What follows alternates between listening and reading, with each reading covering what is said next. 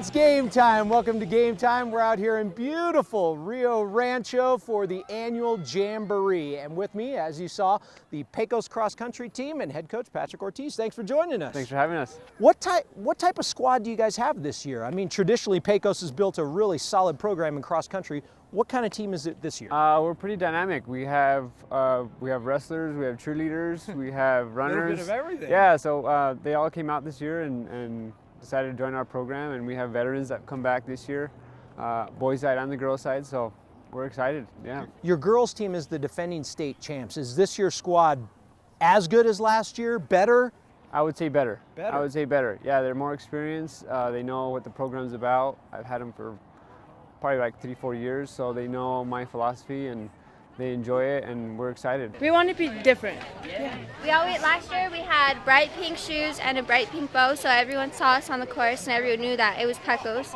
So this year we have blue shoes and matching blue bows, and then we just started this today. We have matching blue bows and matching blue shoes because we're going for the blue this year, again. This event, the Jamboree, is a precursor for the state event, which comes up in a couple weeks. It's the same course, same location, a lot of the same teams. What do you get out of this event? Experience and just seeing the course and being competitive. I mean, we have the best teams here in the state right now today. Most teams probably going against about 40 teams today. So I like them to be involved and just be excited and really just take in the day as what it is, excitement, enjoy it. All right, well, let's take a look and see how the action turned out at the Rio Rancho Jamboree. The conditions were perfect for a fall cross-country meet. The annual Rio Rancho Jamboree is a warm-up for the state championships, which will be held on this course in a couple weeks. On the girls' side, El Dorado's Jasmine Turtle Morales and Cleveland freshman Leah Feudy battled most of the way, but the El Dorado senior pulled away to cross the finish line first in a time of 19:05. Good enough for a 10-second victory in the championship division. I had a really bad start, and I just caught everyone, and then I don't know, I just took off, I guess. Use that downhill to just. No, and when it came to that first uphill, I was like, ooh, and then the sand was really hard because I couldn't get any grip, but you know, and then once we got over here to the cement area, I just sprinted up a little bit more, and then, you know, I don't know, I just told myself today that I just wanted to win, and I just needed to push harder, you know, because I know everyone else is dying. The El Dorado girls beat out Cleveland for the team title. On the boys' side, Cleveland was your winner in the championship division. Individually, La Cueva's Stevie Salas finished first in a time of 16:18, 7 seconds ahead of Hope's Eric Sharton. I feel like the race went well. We started a little fast, but I was prepared for that, being such a big field and all. Great competition, you know. Eric, great person to run with side by side, but I knew it would come down to me and him in the end. What time is it? It's game time, and welcome back with me, the Pecos cross country team and head coach Patrick Ortiz. What goes into building a successful cross-country program? You talked about you have a variety of different kinds of student athletes, but what goes into building that program? Having a middle school program is pretty strong in our school. We also have a 5th grade running club, which my dad Victor helps with that. We have summer activity happening all the time with basketball, with baseball, so it's pretty active always on campus. So just letting all the kids that want to join know what running could be fun, and then when we get them in middle school, they seem to enjoy it a little bit more, and then kind of feeds into the high school. So Pecos has been successful in basketball recently, won state titles there. Does any of that success rub off onto any of the other athletic programs at the high school, like cross country? What I hear from the other coaches on staff is that the cross country and volleyball, since they're the first season's sports, that we kind of set the standard. So I guess we've set the standard, so we kind of rubs off, and it's been rolling on and on from there. So I guess we kind of have to start strong for our season to be strong. So a couple weeks from now, we'll be here again at the state cross country meet. What teams do you expect to be there right there at the finish line competing for the Blue Trophy? For the girls' side, we have ATC who returning all their girls as well, and then we have Penasco girls as well. They're pretty talented. And then on the boys' side, we know Navajo Pine has been really successful in past years. But I think the boys' side, it's pretty much up in the air. It's really going to see who's ready to run on November 9th. Well, I hope you're ready to run. Good luck the rest of the way. Good luck, Pecos cross country team. We'll be back with more Game Time after this. I thought I was pretty tough until I became a father. Oh, I hate those things. What do you mean you hate it? Real toughness is knowing when you need help. We've all been there. Fried nerves, no sleep. None of us do it alone. If you need help, you've got to ask for it.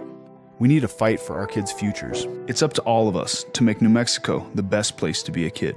Connect with resources and support at pulltogether.org.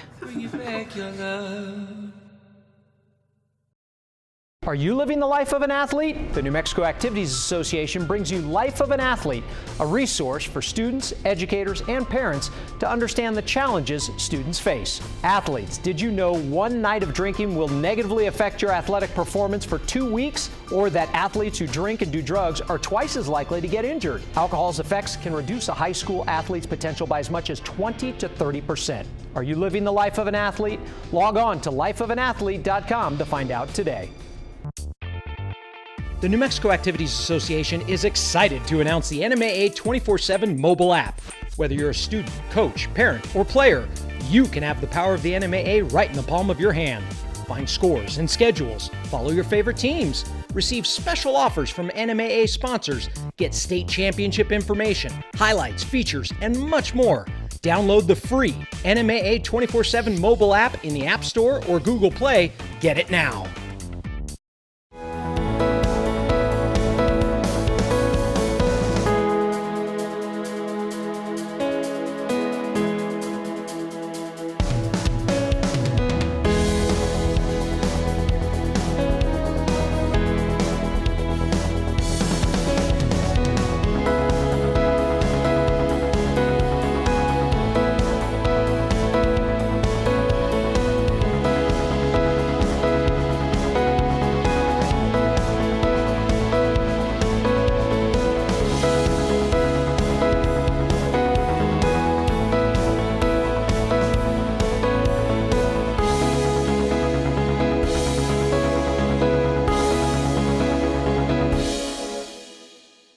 Welcome back. What a week of games in high school football. One undefeated team kept their record unblemished in the state's largest classification, and one backup quarterback put up career numbers. Let's take a look back at just some of the highlights and standout performances this past week.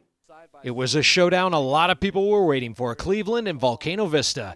Even though the Storm scored the first points of the game, the Hawks controlled this one the rest of the way. Volcano Vista earned another W with a 35-7 win. The Hawks are undefeated 8 games into the season and will take on Rio Rancho next. The Clovis Wildcats look like they're out to make a statement. They blew through another New Mexico opponent, this time El Dorado. The story in this one was backup quarterback Devin Gillespie. He threw for 320 yards and 2 touchdowns and ran for 2 more scores. Clovis picks up the W with a 55-21 win. Clovis has a bye before taking on La Cueva in their season finale. Artesia and Roswell played another shootout. They went score for score, exchanging touchdown for touchdown. Roswell led 27-21 at the break, but they controlled the second half. Roswell remains unbeaten with a 48-28 win. Goddard likes to grind it out, and they did just that against Alamogordo. The Rockets scored 40 or more for the 3rd straight week as they go on to beat the Tigers 40-10. Goddard will go up against Artesia this week. After dropping their first 2 games of the season, the Rio Rancho Rams have won 6 straight. The red-hot Rams scored on 4 of their first 5 possessions against Atrisco Heritage.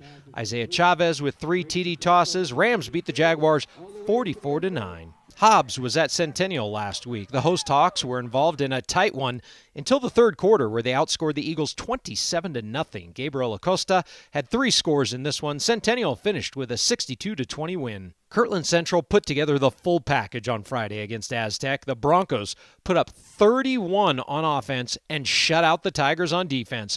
Kirtland Central is averaging over 38 points a night in their last 3 games.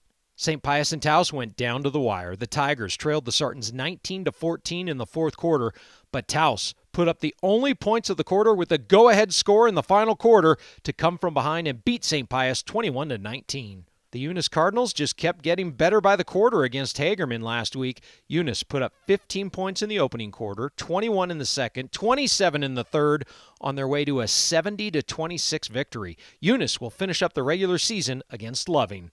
Top-ranked Tularosa improved to 6-1 on the year with a shutout win over Tucumcari. Tularosa scored 29 points in the first quarter and never looked back. It was a 53-0 final. Las Cruces remains unbeaten in district play after Thursday night's win over Oñate. Running back Johnny Terrazas had 3 scores by halftime as the Bulldogs beat the Knights 49-7. Las Cruces takes on Carlsbad this week.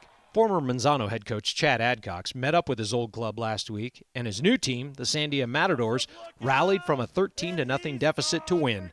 Sandia running back LaShawn Joseph rushed for over 230 yards and 2 scores as Sandia beat Manzano 16-13.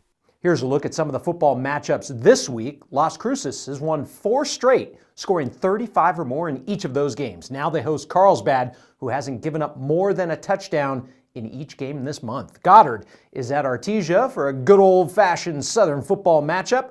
Kirtland Central is coming off that big win over San Juan County rival Aztec last week. Let's see if they can do it again, this time against Bloomfield. Manal is looking to close out the regular season with an undefeated record, and red-hot Rio Rancho takes on unbeaten Volcano Vista on Saturday. Speaking of football, here's a look at the 6-man football bracket. Their postseason begins this week. Elida and Springer Maxwell both get a bye to the semifinals. Don't forget, we will release the brackets for 8-man and Class 2A Saturday on our website. So far in this episode, we've covered cross country, football. Now we're switching gears to soccer. You ever heard of Tierra Encantada? Are you familiar with an alacrán? Well, you're about to know both. Tierra Encantada is one of the top boys soccer teams in the state this year, but many people don't know who they are or where they're located. We're a dual preparatory, college preparatory school, dual language. The Santa Fe school only has about 300 students. Their mascot is the alacrán. Now I know you're asking, what's an alacrán? The players get asked that a lot. Yeah, we do. A lot. Like, what's text? I was like, then we had to spell it out for them. We're like, Tierra Encantada Charter School. But then we're like, but it's like symbolizes our mascot, alacrán. The alacrans are planting their flag on the soccer map. You'd be hard-pressed to find a program that's come so far in such a short time. Last years we didn't have we had flat balls that we used to play with, and we didn't have a field. When I first started, we'd have one ball that would go flat after 2 hours of playing, and just progression. We'd be on a small pavement. We were always used to losing. It was just like losing.